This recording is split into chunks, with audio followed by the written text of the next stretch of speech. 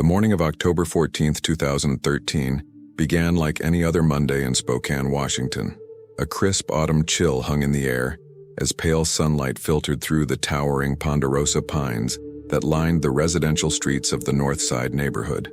Leaves in shades of amber and crimson scattered across sidewalks, crunching beneath the feet of early risers heading to work or school. Inside the modest two-story home on Maple Street, Laura Turner stood at the kitchen counter, pouring coffee into a thermos. The aroma of freshly brewed dark roast filled the room, mingling with the scent of toast. She glanced at the clock above the stove, 6:47 a.m. Her husband, Michael, would be leaving in less than 10 minutes. "Dad, can you help me with my science project tonight?" Their 12-year-old son, Jake, called from the dining table, his mouth half full of cereal. Michael Turner, a lean man of 42 with sandy brown hair beginning to gray at the temples, looked up from tying his work boots. His face, weathered from years of construction work, broke into a warm smile. "Sure thing, buddy. What are we building this time?" "A model of the solar system. It's due Friday. We'll knock it out after dinner," Michael promised, ruffling his son's hair as he passed. Their 9-year-old daughter, Emma, sat cross-legged on the living room floor, already absorbed in morning cartoons, her blonde pigtails bouncing as she laughed at something on the screen. Laura handed Michael the thermos and his lunch bag. Her dark eyes, usually bright, held a trace of concern she couldn't quite shake. "Long day ahead? The Riverside project. We're pouring foundation today. Should be home by 6, maybe 6:30 if traffic's bad on Division." He kissed her forehead, a gesture so routine it required no thought. "Love you. Love you too. Drive safe." Michael grabbed his keys from the hook by the door, a worn keychain with a tiny fishing lure attached, a Father's Day gift from Jake 3 years prior. He walked to his silver 2008 Ford F-150, parked in the driveway, its bed loaded with tools and equipment. The truck's engine rumbled to life, and Laura watched from the kitchen window as he backed out onto Maple Street, waving once before turning north toward Highway 2. That was the last time she saw her husband. By 7 o'clock that evening, Laura's concern had evolved into full-blown worry. Michael's phone went straight to voicemail, not unusual as reception could be spotty at construction sites. But he'd never been this late without calling. She'd left 4 messages, each one increasingly anxious. "Mom, when's Dad coming home? I need help with my project," Jake reminded her for the 3rd time. "Soon, honey. He must be running late." But her voice lacked conviction. She dialed his foreman, Rick Daniels, whose gruff voice answered after 2 rings. "Laura, everything okay?" "Rick, is Michael still at the site? He's not home yet." A pause. "Mike left around 4:30. Said he had to stop by the hardware store on his way home." "He's not there?" Laura's stomach dropped. "No, he's not answering his phone." "That's strange. Look, I'm sure there's an explanation. Maybe his phone died or he got held up somewhere. Give it another hour, and if you still haven't heard from him, call me back." But an hour later, nothing had changed. At 9:15 p.m., with both children finally in bed and her nerves frayed to breaking point, Laura called the Spokane Police Department. The officer who took her report was polite but perfunctory. "Ma'am, in most cases like this, the person shows up within 24 hours. Adults have the right to come and go as they please. Unless there's evidence of foul play, my husband doesn't just disappear. Something's wrong, I can feel it. I understand your concern. We'll file a missing persons report and keep an eye out. Can you provide a description of his vehicle?" Laura gave them everything. The truck's make, model, license plate number, WST 7294, and a detailed description of Michael. 6'1", 175 pounds, brown hair, hazel eyes, wearing a red plaid flannel shirt, jeans, and tan work boots. A small scar above his left eyebrow from a childhood bicycle accident. That night, Laura didn't sleep. She sat at the kitchen table staring at her phone, willing it to ring. Outside, the wind picked up, rattling the window panes and sending shadows dancing across the walls. The house felt emptier than it ever had, as if Michael's absence had created a void that grew larger with each passing hour. The next morning, Tuesday, October 15th, brought news, but not the kind Laura had hoped for.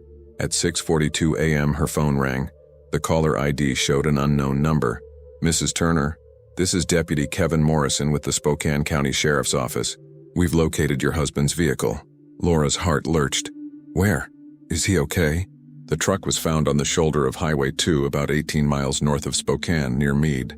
The engine was still warm when we found it around midnight. "Ma'am, your husband wasn't in or around the vehicle." "What do you mean?" Where is he? That's what we're trying to determine. The truck's doors were unlocked. His wallet, phone, and keys were inside. There's no sign of a struggle, no damage to the vehicle. We've searched the immediate area, but it's heavily forested terrain. We'd like you to come down to the station to answer some questions and provide any information that might help us. Laura's hands trembled as she gripped the phone. I'll be there in 30 minutes.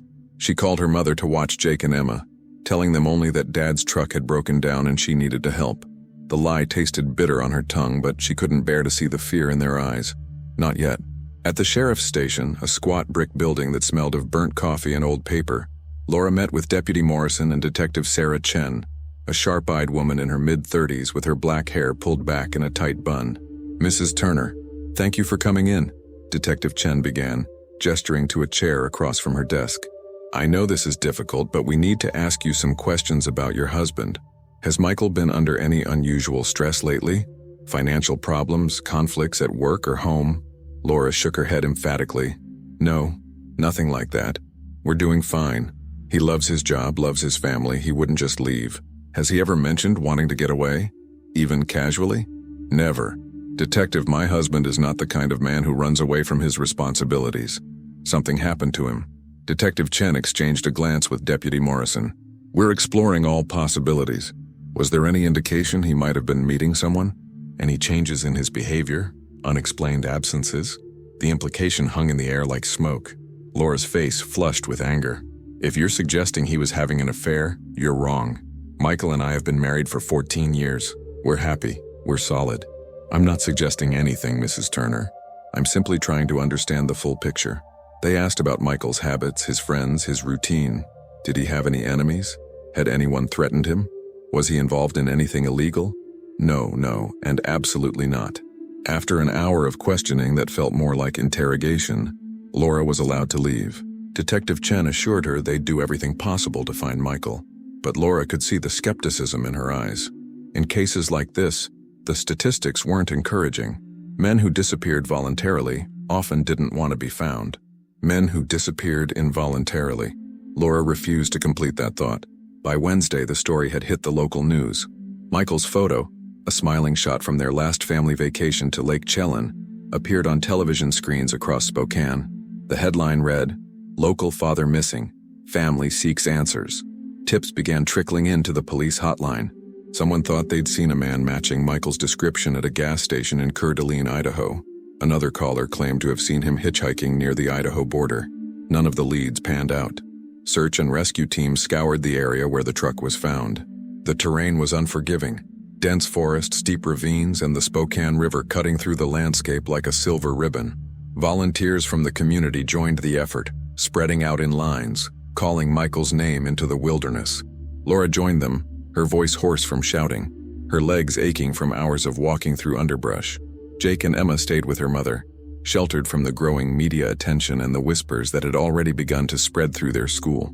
By the end of the first week, the official search was scaled back.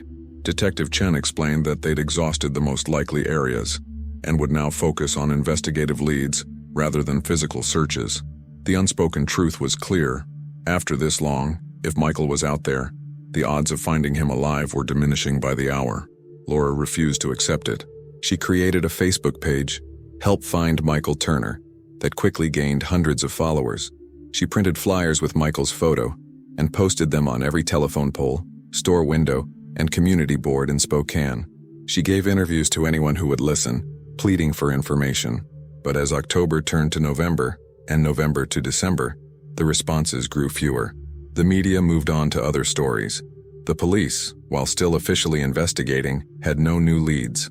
Michael Turner had simply vanished, as if the earth had opened up and swallowed him whole.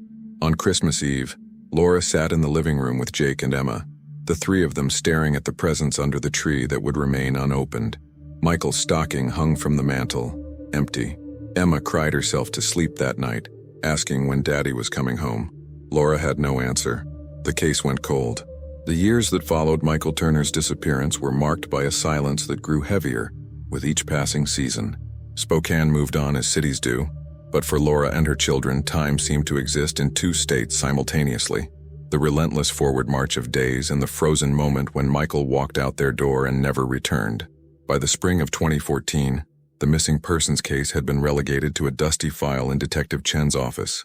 The investigation had yielded nothing of substance. Michael's bank accounts showed no activity after October 14, 2013. His credit cards remained unused. His phone, found in the truck, had been analyzed by forensic experts who found nothing unusual in his call history or text messages. His last communication had been a text to his foreman at 3:47 p.m. "Heading out. See you tomorrow." The truck itself had been processed thoroughly. No fingerprints other than Michael's and Laura's. No blood, no signs of struggle, no hidden compartments containing clues to his fate. The vehicle had simply been abandoned, as inexplicable as it was haunting. Laura had spent months convincing herself that answers existed somewhere, that if she looked hard enough, asked enough questions, knocked on enough doors, the truth would reveal itself. She'd hired a private investigator, a former Seattle police detective named Marcus Webb, who'd charged her $3,000 to essentially confirm what the police already knew. Michael Turner had vanished without a trace. Webb had been sympathetic but honest. "Mrs. Turner, I've worked hundreds of missing persons cases. The ones that get solved usually break within the first 72 hours. After that." He'd left the sentence unfinished, but Laura understood. "After that, you were looking for a body, not a person." The financial strain of the investigation, combined with the loss of Michael's income, had forced Laura to make difficult decisions. She'd taken a job as an administrative assistant at a local insurance company, working 45 hours a week to keep their home and provide for Jake and Emma.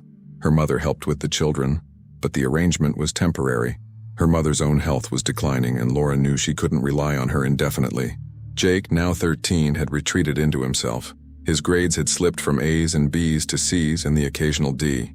His teachers reported that he seemed distracted, withdrawn.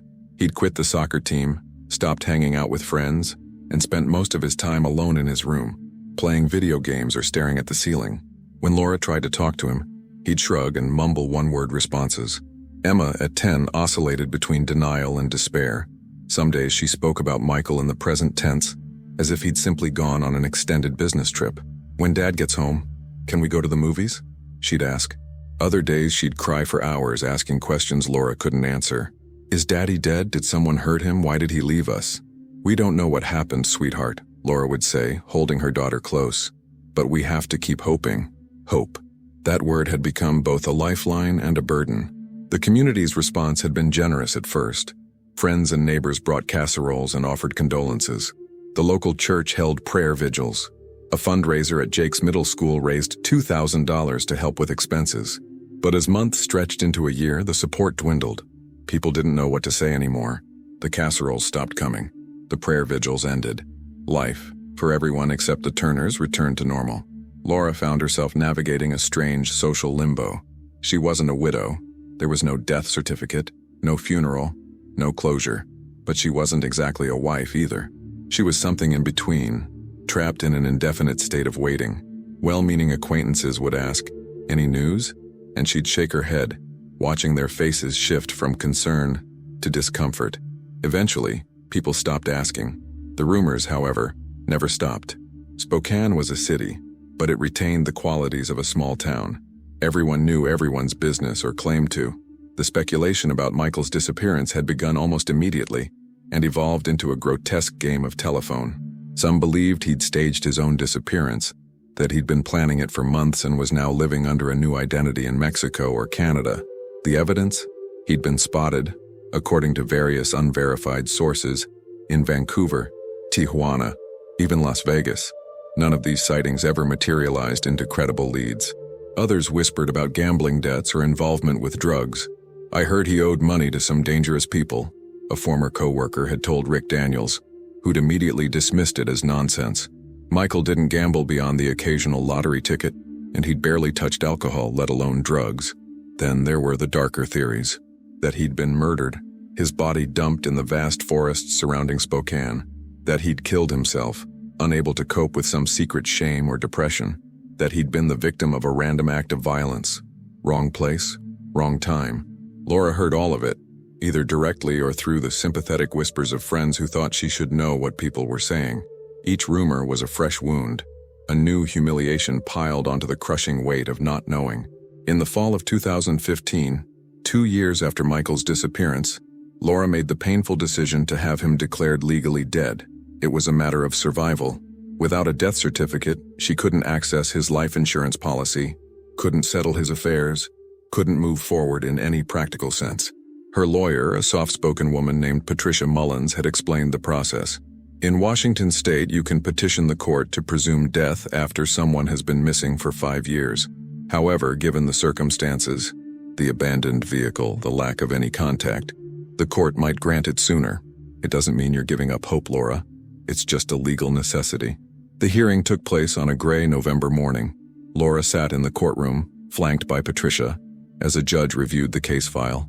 Detective Chen provided testimony about the investigation, confirming that all leads had been exhausted and that Michael Turner had not been heard from in over 2 years. "Mrs. Turner," the judge had said, his voice not unkind, "I'm granting your petition. Michael Joseph Turner will be presumed deceased as of October 14, 2013. I'm deeply sorry for your loss." Laura had nodded, unable to speak.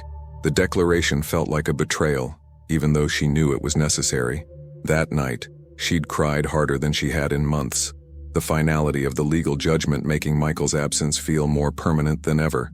The life insurance money, $50,000, provided temporary relief. Laura paid off the mortgage, put some aside for the kids' education, and used the rest to keep them afloat. But money couldn't fill the void in their home, couldn't answer the questions that still haunted her dreams. Jake, now 15, had grown tall and angular, his features sharpening into a young man's face that bore an uncanny resemblance to Michael's. He'd started acting out, staying out past curfew, getting into fights at school, experimenting with alcohol. Laura had caught him drunk one Saturday night, stumbling through the front door at 2 in the morning. "Where were you?" she demanded, her fear manifesting as anger. "Out. Does it matter?" He'd tried to push past her, but she'd grabbed his arm. "Yes, it matters. I can't lose you too, Jake. I can't." "You didn't lose him, Mom. He left. He chose to leave." The words had come out slurred but venomous. "That's not true. You don't know that." "Then where is he? Huh? If he didn't leave, if something bad happened, they would have found something by now. A body, evidence, anything. But there's nothing because he didn't want to be found." Laura had slapped him. The sound echoed through the house, shocking them both. Jake's eyes had filled with tears, not from pain but from something deeper. He'd turned and walked to his room without another word. Emma, at 12, had taken a different path. She'd thrown herself into academics and extracurriculars, becoming the perfect student, the helpful daughter, the girl who never caused trouble. She was on the honor roll, played violin in the school orchestra, and volunteered at the local animal shelter. But Laura could see the performance for what it was, a desperate attempt to be good enough, perfect enough that maybe their father would come back. One evening in the spring of 2016, Emma had approached Laura with a shoebox filled with mementos, photos of Michael, birthday cards he'd given her, the tiny fishing lure from his keychain that the police had returned along with his other belongings. "Mom, I want to make a memory book about Dad, so I don't forget him." Laura's heart had broken all over again. "You won't forget him, baby, I promise. But I'm already forgetting things, like what his voice sounded like or the way he smelled. I can see him in pictures, but I can't remember him.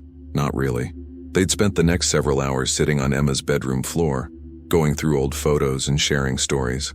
Laura had told her about the day she'd met Michael at a friend's barbecue in 2001, how he'd made her laugh with his terrible jokes, how he'd proposed on Christmas Eve with a ring he'd saved 6 months to buy.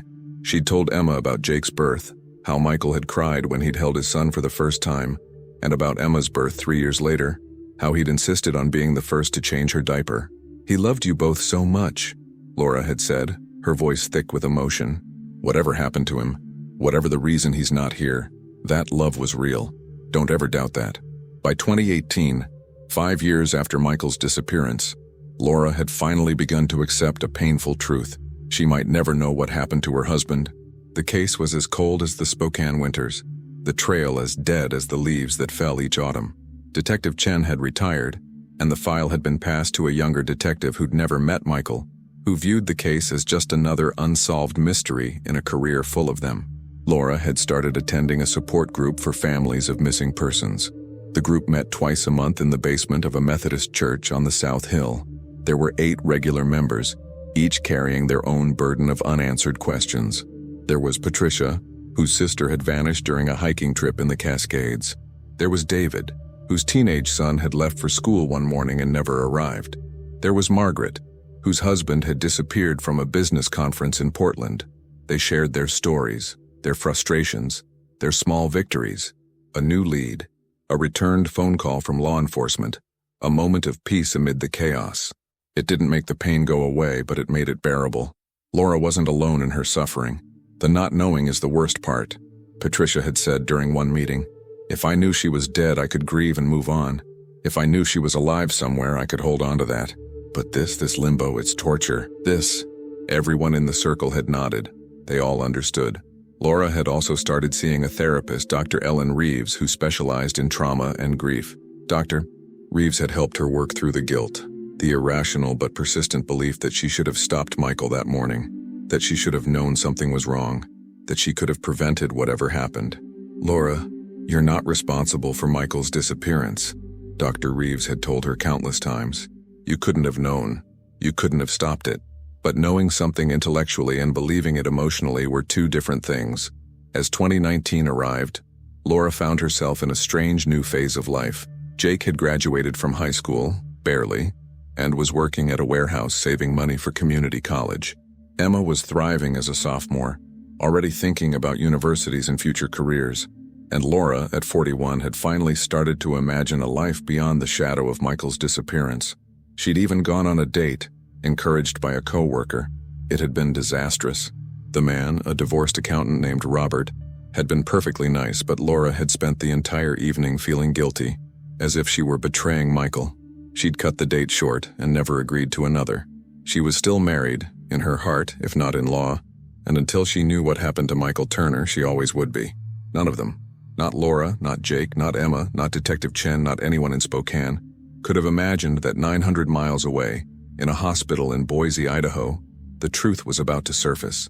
The emergency room at St. Alphonsus Regional Medical Center in Boise, Idaho, was experiencing a typical Friday night in March 2022.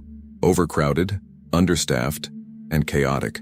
Nurses moved efficiently between curtained bays, attending to patients with ailments ranging from broken bones to severe flu symptoms.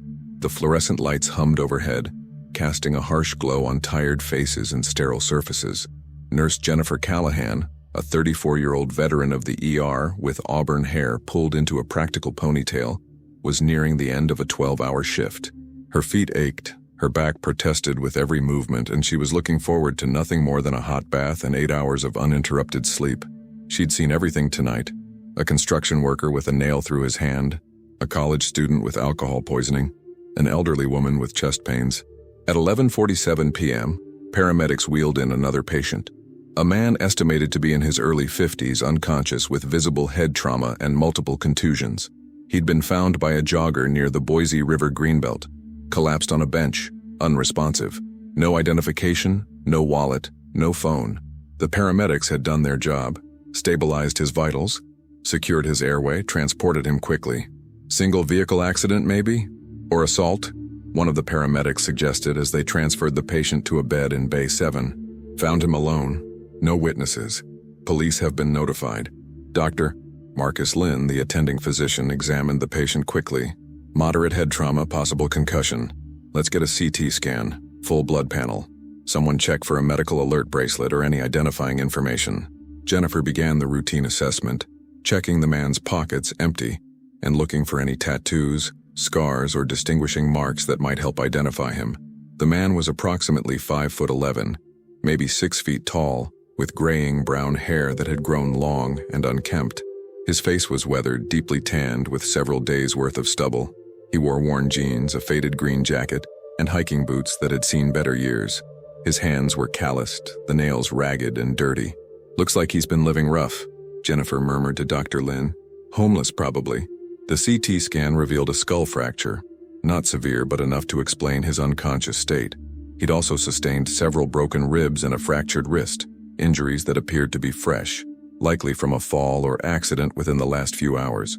But there were also older injuries, poorly healed fractures in his left leg, scar tissue on his torso, evidence of past trauma that had never received proper medical attention.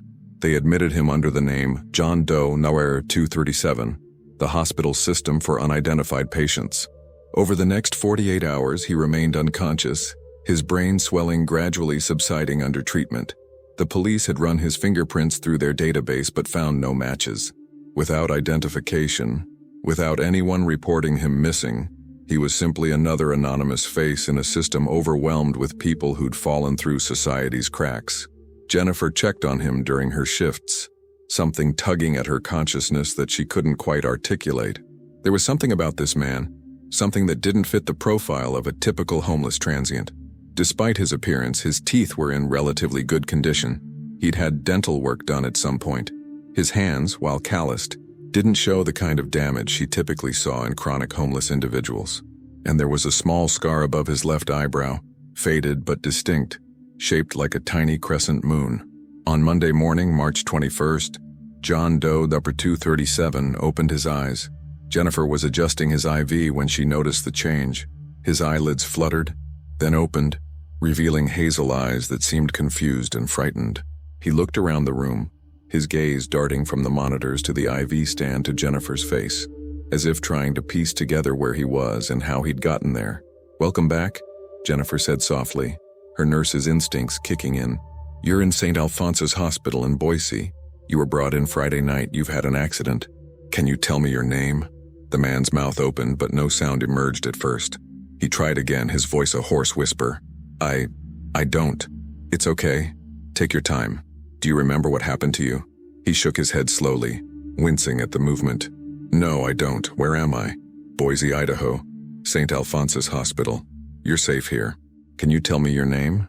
The man's face contorted with effort, as if he were trying to pull information from a deep well that had run dry. "David," he finally said. "David Morris." Jennifer made a note. "Okay, David. Do you have any family we can contact? Friends? Anyone who might be worried about you?" Again, that look of confusion and frustration.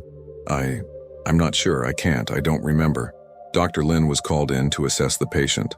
After a thorough examination and several cognitive tests, he delivered his diagnosis to Jennifer outside the room. Post-traumatic amnesia, likely caused by the recent head injury combined with what appears to be previous brain trauma. The CT shows evidence of an old injury, probably several years old, that was never treated. It's possible he's been living with memory impairment for quite some time. So what he's calling himself, David Morris, that might not even be his real name? It's possible. Memory can be tricky, especially with this kind of trauma. He might genuinely believe that's his name, or it could be something he adopted at some point. We'll need to work with social services and the police to try to establish his real identity. Over the following days, David Morris, as he insisted his name was, slowly regained some physical strength, but his memory remained frustratingly fragmented. He could remember certain things, how to read, how to speak, general knowledge about the world, but personal memories, the details of his own life, remained elusive. He told the staff that he'd been living in various locations around Idaho for several years. He thought maybe 4 or 5 years, but he wasn't certain. He remembered working odd jobs, construction, landscaping, dishwashing.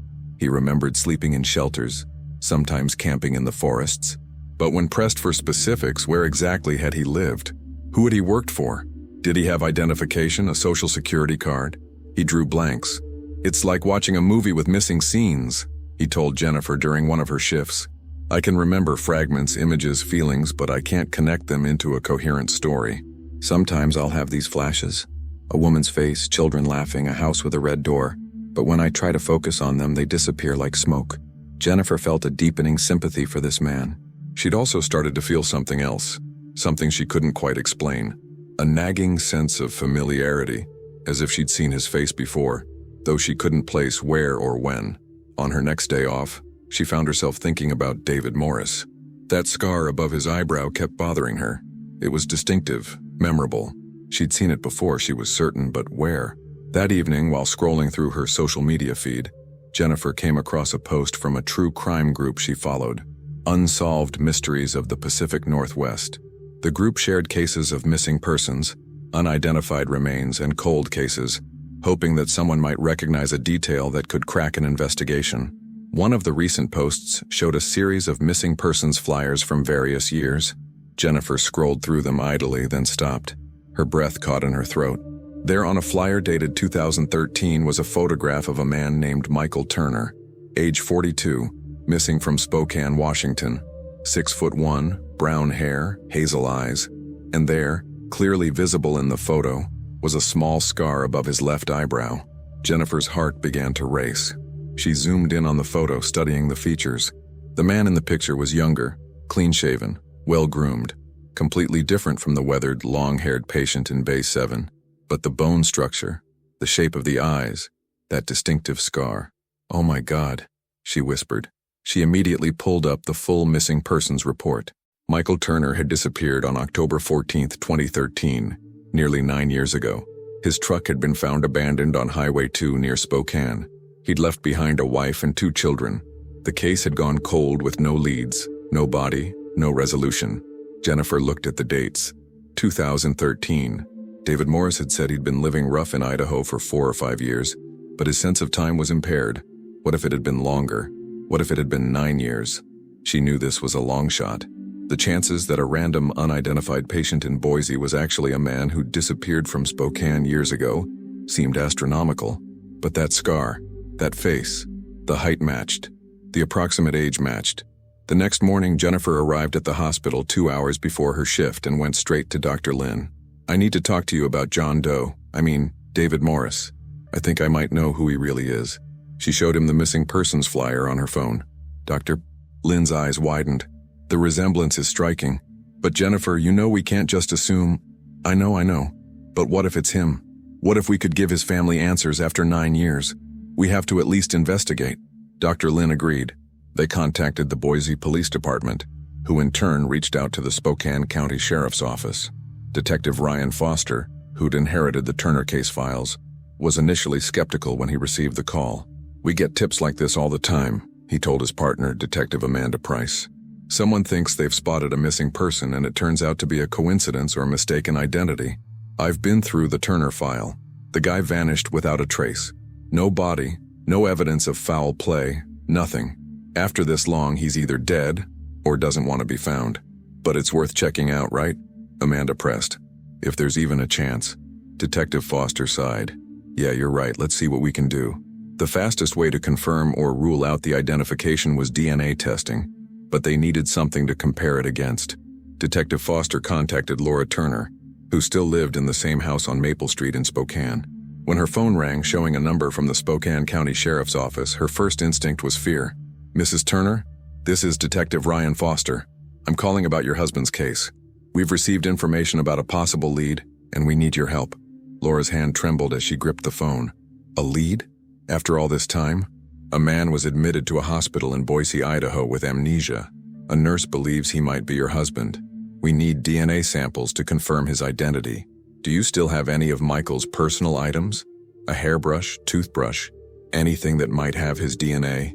Laura felt the room spin. Yes, I kept everything. His toothbrush, his comb, clothes. I couldn't throw them away. I'm going to send an officer to collect those items today. Mrs. Turner, I want to caution you. This might not be your husband. We've had false leads before. I don't want you to get your hopes up, but it was too late. Hope, that treacherous thing Laura had tried to bury for years, came roaring back to life. Within 48 hours, the DNA samples had been collected and sent to the state crime lab for expedited testing. Detective Foster had also sent a recent photograph of David Morris to Laura, warning her that his appearance had changed significantly. When Laura opened the email attachment, she stared at the photo for a long time. The man in the picture looked nothing like the Michael she remembered. He was older, thinner, his hair long and gray. His face was gaunt, marked by years of hardship. But there was something in the eyes, something in the shape of his face. "Mom, who is that?" Emma, now 20, home from college for spring break, had walked into the kitchen and seen the photo on Laura's laptop screen. Laura couldn't speak. She just pointed at the screen, her hand shaking. Emma looked closer, then gasped. Is that Dad?" "Maybe. They're running DNA tests. We'll know in a few days." Jake, now 21 and working full-time while taking night classes, came home to find his mother and sister sitting at the kitchen table, both of them crying. "What happened? What's wrong?" Laura told him. Jake's face went through a series of emotions. Disbelief, anger, hope, fear. After 9 years? Just like that, someone thinks they found him? "We don't know for sure yet, but Jake, what if it's really him? What if he's alive?" Jake turned away, his jaw tight. And where the hell has he been for 9 years? Why didn't he come home? Why didn't he contact us? He has amnesia, Jake. He might not have known who he was. That's convenient. Don't, Laura said sharply. Don't do this. Not now. The waiting was excruciating. Laura couldn't sleep, couldn't eat, couldn't focus on anything. She'd call the detective's office twice a day for updates, only to be told the results weren't ready yet. Finally, on April 2nd, 2022, Detective Foster called. Mrs. Turner, we have the DNA results. It's a match. The man in Boise is your husband. Michael Turner is alive. Laura dropped the phone. The drive from Spokane to Boise took just over 7 hours, but for Laura Turner, it felt like an eternity compressed into a single breath. She sat in the passenger seat of Detective Foster's unmarked sedan, her hands folded tightly in her lap, watching the landscape blur past. Endless stretches of wheat fields giving way to rolling hills, then the rugged terrain of Idaho. Detective Foster had offered to make the trip with her, along with Detective Amanda Price, who sat in the back reviewing the case file. They'd left at dawn on April 3rd, the morning after the DNA confirmation. Laura had barely slept, her mind spinning with questions that had no answers yet. Jake had refused to come, his anger and confusion too raw to face whatever awaited them in Boise. But Emma sat beside Detective Price, her young face a mask of nervous anticipation. "Mom, what if he doesn't recognize us?" Emma had asked as they crossed into Idaho. "The doctor said his memory is impaired, honey. We have to be prepared for that possibility." "But what if? What if he doesn't want to remember?" Laura had no answer for that. The question had haunted her own thoughts since the phone call. Why hadn't Michael come home? If he'd been alive all these years, even with amnesia, surely at some point he would have sought help, would have tried to discover his own identity, unless he hadn't wanted to. St. Alphonsus Regional Medical Center loomed ahead, a modern complex of brick and glass. Laura's heart hammered as they parked and made their way through the main entrance. The smell of antiseptic and floor cleaner hit her immediately, triggering memories of hospital visits. Emma's birth, Jake's broken arm when he was 7, her mother's final days. Nurse Jennifer Callahan met them in the lobby, her expression warm but cautious. "Mrs. Turner? I'm Jennifer, the nurse who contacted the police. I'm so glad you're here. I need to prepare you for what you're about to see. Your husband, Michael, he's been through significant trauma. He looks very different from the photos I've seen." "I understand," Laura said, though she wasn't sure she did. They took the elevator to the 3rd floor, the neurology unit where Michael had been transferred for observation and assessment. Dr. Lynn met them outside room 314, a private room at the end of a quiet corridor.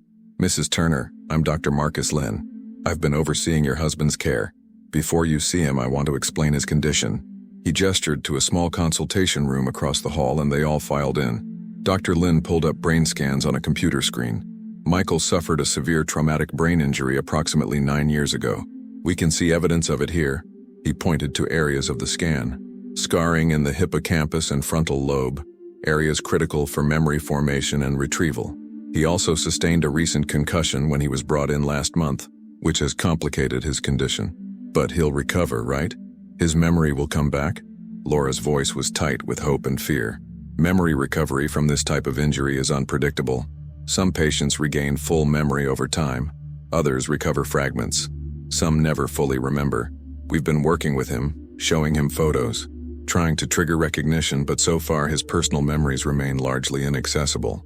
He knows his name is Michael Turner now. We told him, but he doesn't remember being that person. Emma spoke up, her voice small. "Does he remember us? His family?" Dr. Lynn's expression softened. "He's seen your photos. He reports feeling something. Not clear memories, but emotions. Familiarity.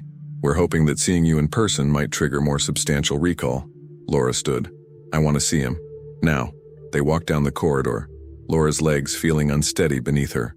Detective Foster and Detective Price remained outside, giving the family privacy. Jennifer opened the door to room 314, and Laura's world tilted. The man sitting in the chair by the window was both familiar and foreign. He wore hospital-issue pajamas, his long gray-brown hair pulled back in a ponytail. His face, gaunt and weathered, bore lines that hadn't existed 9 years ago. He looked older than his 51 years, his body lean in a way that suggested deprivation rather than fitness. But it was him. Despite everything, despite the years and the changes, Laura knew with absolute certainty that she was looking at her husband. Michael's hazel eyes met hers. and for a long moment, neither of them moved. His expression was complex, confusion, apprehension, and something that might have been recognition struggling to surface. "Laura," he said finally, his voice uncertain as if testing the name on his tongue. Laura's carefully maintained composure shattered. She crossed the room in 3 quick steps and reached for him, stopping just short of touching him, suddenly afraid. "Michael. Oh God, Michael, it's really you. They told me. They said you're my wife, that we have children." His eyes shifted to Emma, who stood frozen in the doorway, tears streaming down her face. "Is that Emma?" Laura whispered. "Your daughter. Our daughter." Emma approached slowly, as if walking toward a ghost. "Daddy?" Michael's face crumpled. He reached out with a trembling hand and Emma took it. At the contact, something shifted in his expression, a flash of emotion so intense it seemed to physically pain him. "I'm sorry," he choked out. "I'm so sorry. I can't remember, but I feel like I should know you, like I'm supposed to know you." They sat together, Laura and Emma on either side of Michael, and talked for hours. Dr. Lynn and Jennifer checked in periodically but mostly left them alone. Laura told him about their life together, how they'd met, their wedding, the births of their children. She showed him photos on her phone, videos of birthday parties and Christmas mornings, trying to rebuild his past through images and stories. Michael listened intently, studying each photo as if it were a puzzle he was desperate to solve. Occasionally, something would flicker across his face, a moment of almost recognition, a ghost of a memory. When Laura showed him a video of Jake's 10th birthday party, Michael laughing as Jake blew out candles on a cake shaped like a soccer ball, Michael's breath caught. "I remember. Laughter. The sound of a child laughing and feeling happy, so happy." His eyes filled with tears. "But I can't see it clearly. It's like trying to see through frosted glass." Emma held his hand throughout as if afraid he might vanish again if she let go. She told him about school, about her plans to study psychology, about how she'd kept his fishing lure keychain all these years. "I carry it everywhere," she said, pulling it from her purse. "I know it's silly, but it made me feel close to you." Michael took the small lure, turning it over in his weathered hands. "I know this," he said slowly. "I know this means something. Someone gave it to me. A boy?" "Jake," Laura said. "Your son. He gave it to you for Father's Day when he was 9. Jake."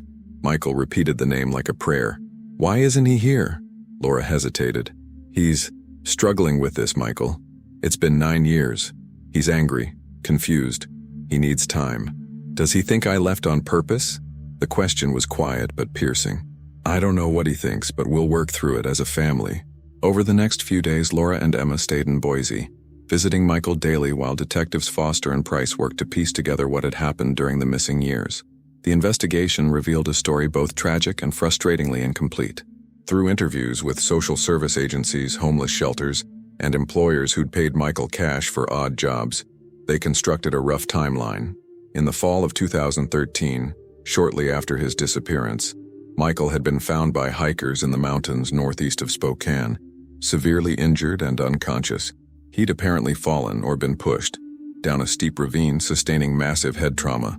The hikers, a couple named Robert and Susan Chen who were backpacking through the area, had called 911, but the remote location made helicopter evacuation impossible. They'd stayed with him overnight, keeping him warm, until a search and rescue team could reach them the next morning. Michael had been airlifted to a small rural hospital in northern Idaho. "We tried to find out who he was," Susan Chen told Detective Foster during a phone interview. "But he had no ID and he was unconscious for days.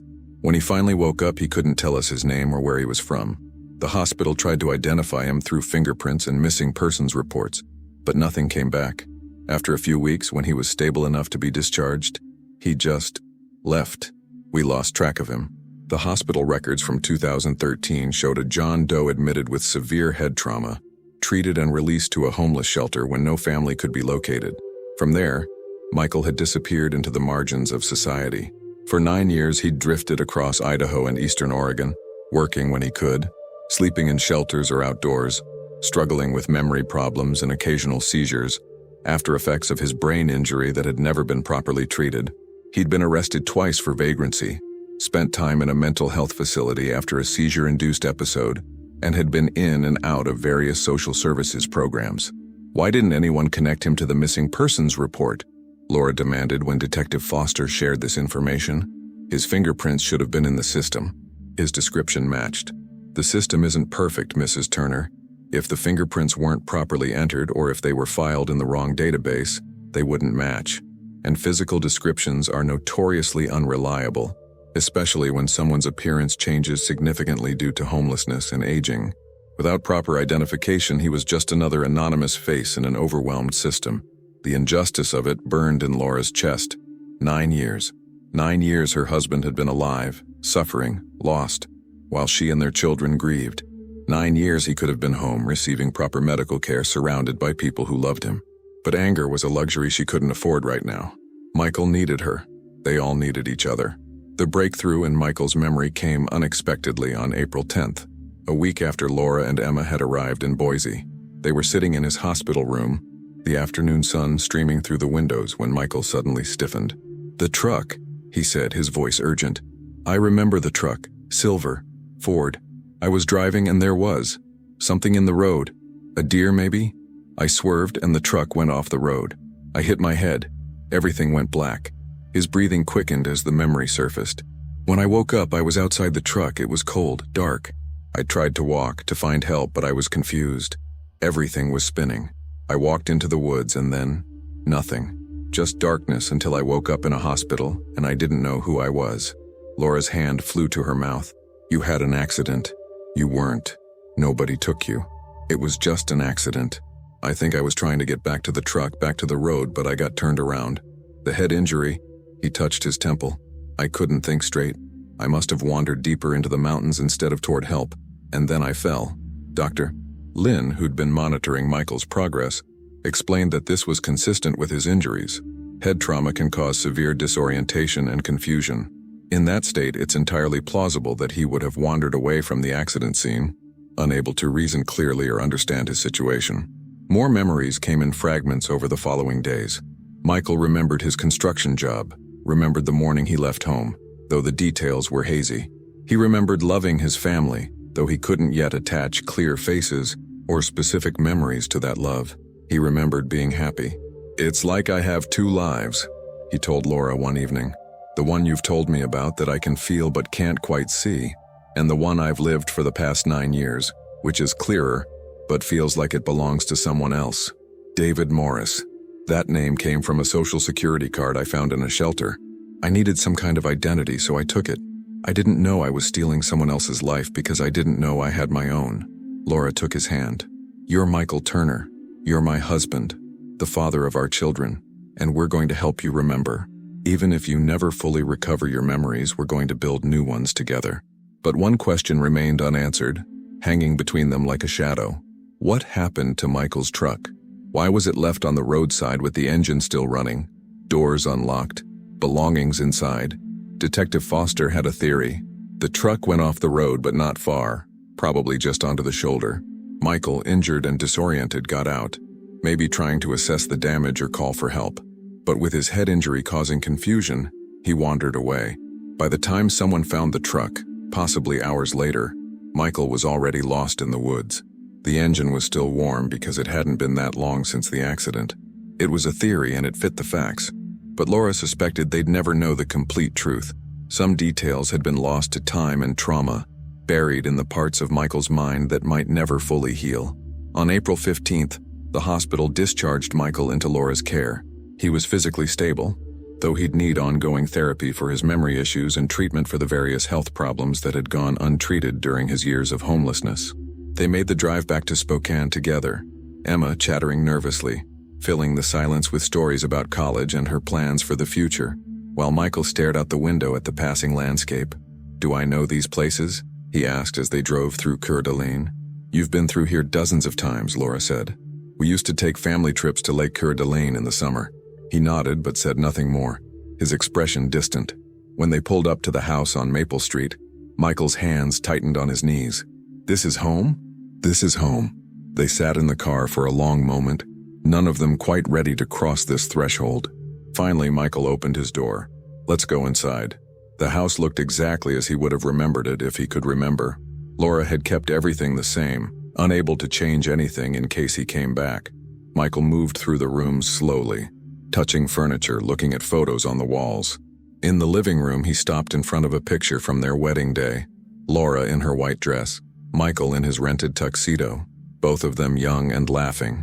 "We look happy," he said quietly. "We were happy. We are happy. We'll be happy again." Jake's truck was in the driveway when they arrived, but Jake himself was nowhere to be found. Laura found a note on the kitchen counter. "Staying at Brad's tonight, need some space." Michael read the note over her shoulder. "He doesn't want to see me." "Give him time," Laura said, though her heart ached. "This is hard for him, Michael. He's been without a father for 9 years. He's had to be the man of the house, had to grow up too fast. And now you're back, but you're not the same person who left. He needs time to process that." That night, Laura made up the guest bedroom for Michael. It felt wrong, having him sleep in a separate room, but she knew they needed to take things slowly. They were strangers now in many ways, learning each other all over again. She lay awake in her own bed, listening to the familiar sounds of the house, the creak of floorboards, the hum of the refrigerator, the distant bark of a neighbor's dog. And for the first time in 9 years, she knew Michael was under the same roof. He was home. But as she finally drifted toward sleep, one thought lingered. They'd found Michael, but the man who'd returned wasn't quite the man who'd left. The question now was whether they could bridge that gap, whether love and time could heal what trauma and loss had broken. Tomorrow would bring new challenges. Jake's anger, Michael's continued memory struggles, the stares and whispers of neighbors, the media attention that was sure to come once word got out that Michael Turner, missing for 9 years, had been found alive. But tonight, Laura allowed herself a small moment of peace. Her husband was home. Whatever came next, they'd face it together. The media storm hit Spokane 3 days after Michael's return. Despite the family's attempts to maintain privacy, word leaked, perhaps from the hospital, perhaps from the police department, perhaps from well-meaning neighbors who'd noticed Michael's arrival. By April 18th, news vans lined Maple Street, reporters camping on the sidewalk outside the Turner home, their cameras trained on the windows like predators waiting for prey. "Missing father found alive after 9 years," read the headline in the Spokesman Review. "Spokane man returns with no memory of family," declared the evening news. Within hours, the story had gone viral, picked up by national outlets. CNN, Fox News, NBC. They all wanted interviews, wanted to dissect the Turner family's tragedy turned miracle for their audiences. Laura closed the curtains and refused all requests. "We're not a spectacle," she told Detective Foster, who'd called to warn her about the media attention. "This is our life, not entertainment." But the attention was unavoidable. Laura's phone rang constantly with calls from reporters, distant relatives she hadn't heard from in years, and old friends expressing shock and offering support. Emma's college friends flooded her social media with messages, and Jake, who'd finally come home on the 3rd day, found himself confronted by cameras and microphones the moment he stepped out of his truck. "How does it feel to have your father back?" a reporter shouted. "Did you ever give up hope?" another called out. Jake pushed through them without answering, his jaw set, his eyes stormy. Inside the house, he found Michael in the living room, looking through photo albums with Laura. The scene, domestic, intimate, made something twist in Jake's chest. Michael looked up, and their eyes met for the first time since the hospital. Jake was struck by how much his father had aged, how the man before him seemed like a worn copy of the person in his memories. "Jake," Michael said, standing slowly. "Son, don't." Jake's voice was sharp, cutting. "Don't call me that. You don't get to call me that." Laura stood as well. "Jake, please." "No, Mom. I'm done pretending this is some kind of fairy tale. He's been gone for 9 years. 9 years. Do you know what that's like? Do you know what it's like to grow up wondering if your father is dead? Or if he just didn't want you anymore?"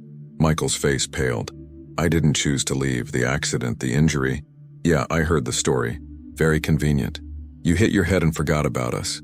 Forgot you had a wife and kids waiting for you. For 9 years you were out there somewhere, and you never once tried to find out who you were. Never thought maybe you had a family looking for you?" "I couldn't remember. The doctor said." "I don't care what the doctor said."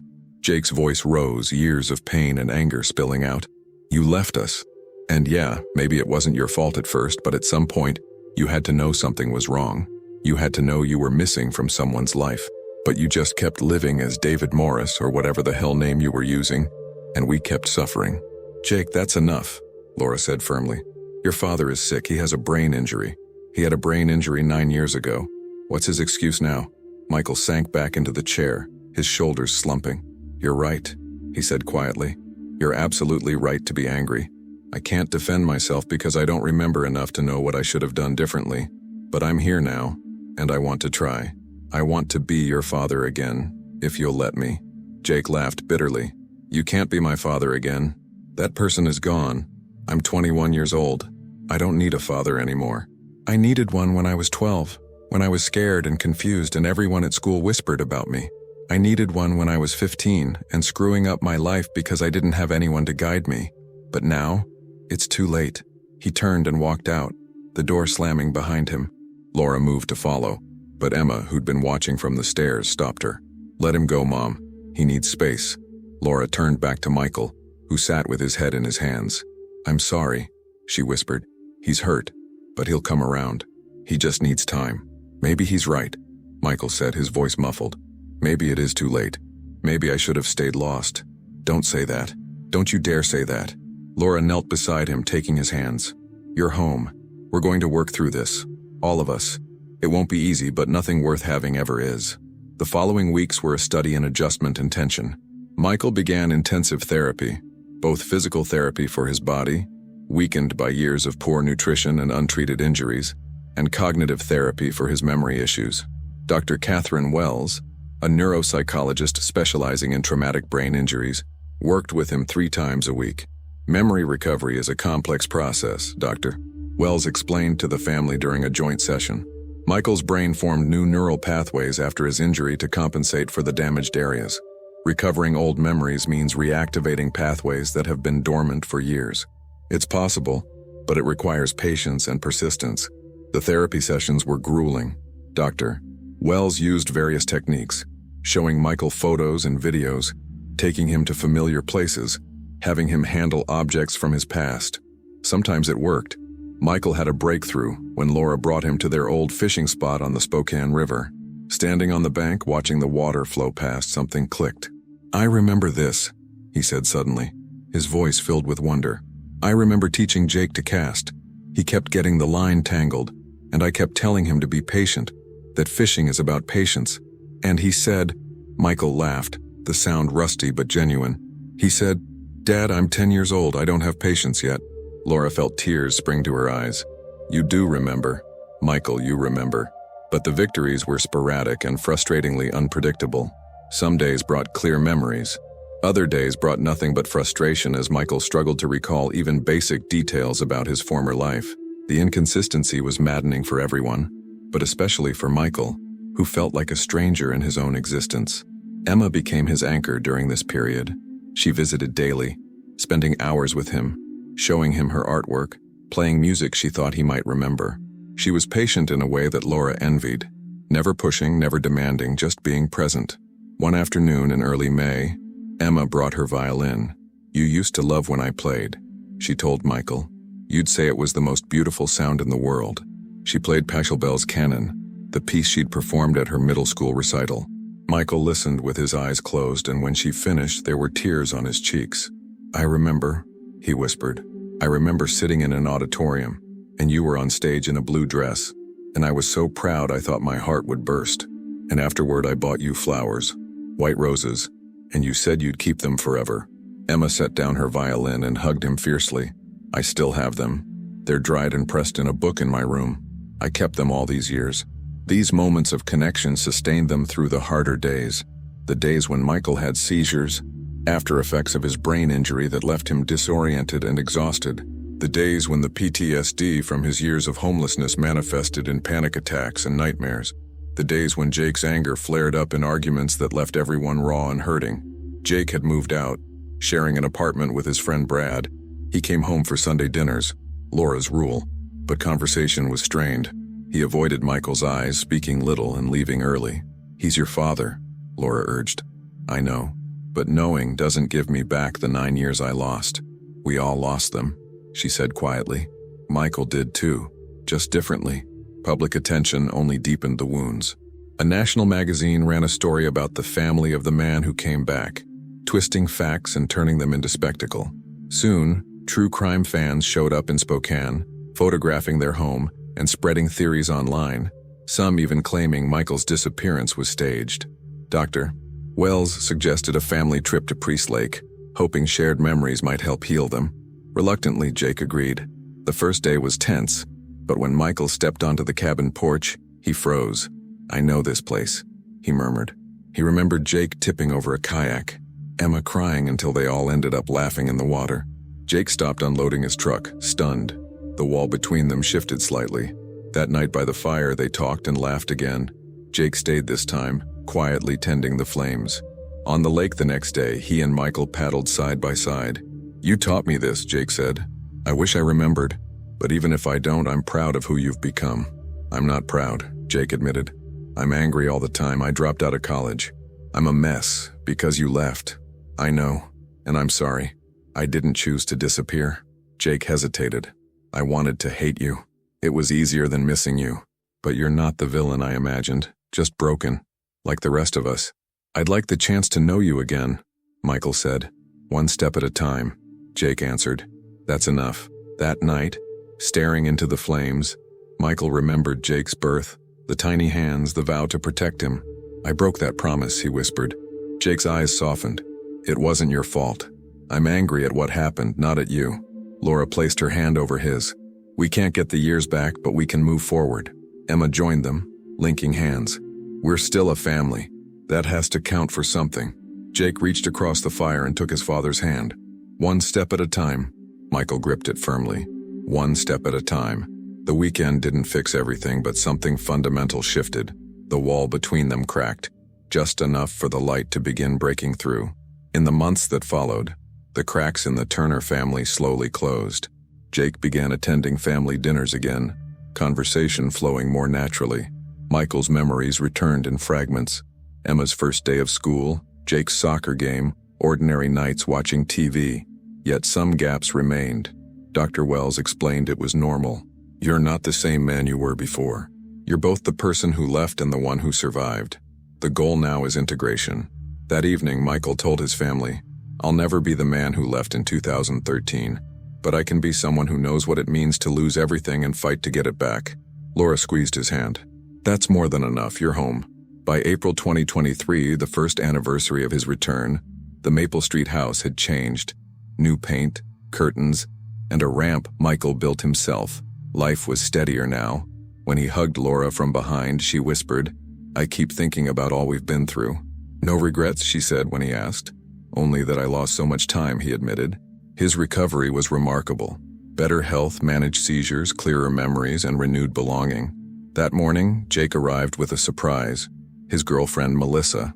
The visit was warm and easy, filled with laughter, cinnamon rolls, and shared stories. For the first time since his return, Jake called him Dad. The word carried more weight than anything else that day. After breakfast, Michael led them to his garage-turned-workshop, unveiling a hand-carved wooden chest. "It's a hope chest," he said, "for all of us, to keep old and new memories." As they filled it with photos and letters, Michael reflected, "I tried to be the man I was, but that's impossible. Those lost years taught me resilience and gratitude. They weren't just tragedy, they were transformation."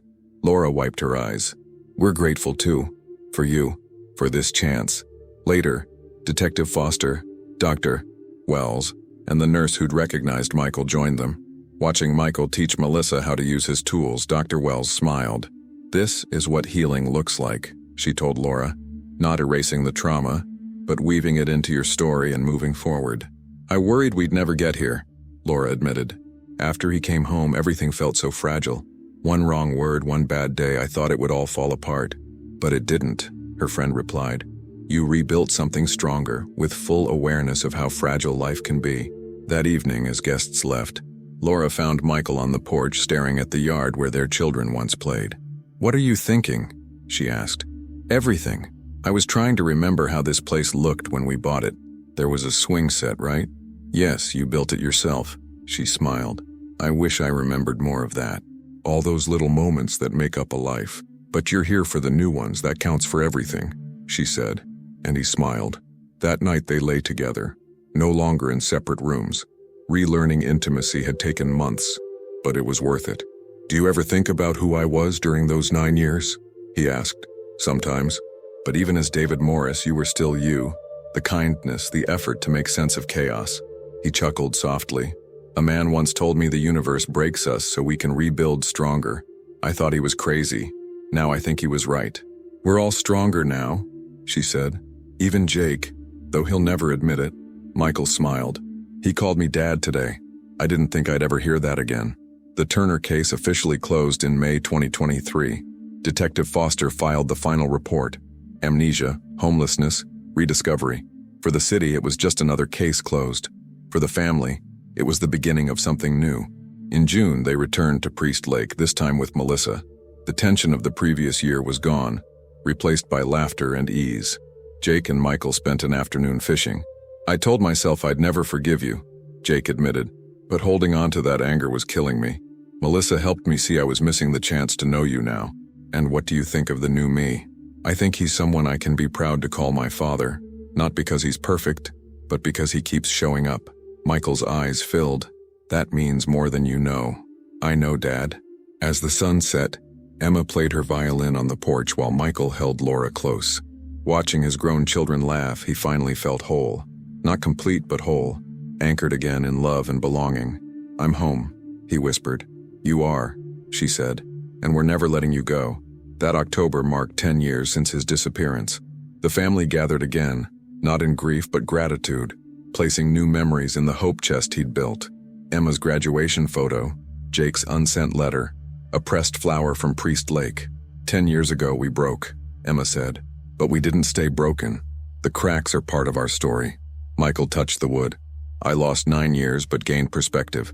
What matters is this: family, love, connection. Jake raised his glass. To family, to second chances, to coming home. Outside, Spokane carried on. Inside, time paused as they realized how far they'd come. Michael Turner had vanished in 2013, but on this October evening in 2023, he was home, surrounded by the people who never stopped believing he'd return. The case was closed, the mystery solved, but the real story, the one written daily in love, courage, and forgiveness, was only beginning. Michael Turner was home, and this time, he was staying.